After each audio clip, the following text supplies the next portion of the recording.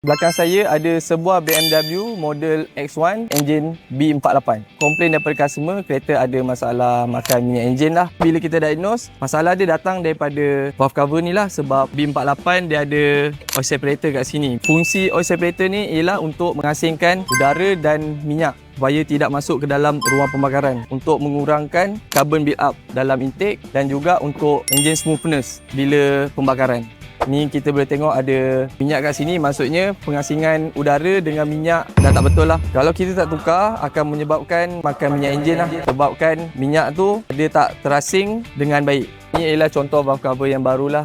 Yang kedua, masalah dia ialah drivetrain. Masalah drivetrain tu ialah datang daripada camshaft sprocket. Bila kita diagnose, kita scan, fault dia datang daripada camshaft exhaust, dia menunjukkan camshaft stuck. Kita recommend customer untuk buat penukaran camshaft exhaust sprocket. Punca ni masalah mungkin sebab dia sudah lama lah. Kalau contoh korang ada masalah dekat luar sana, masalah yang sama terjadi kat kereta korang, bolehlah datang ke Bavarian Motoren untuk selesaikan masalah kereta korang.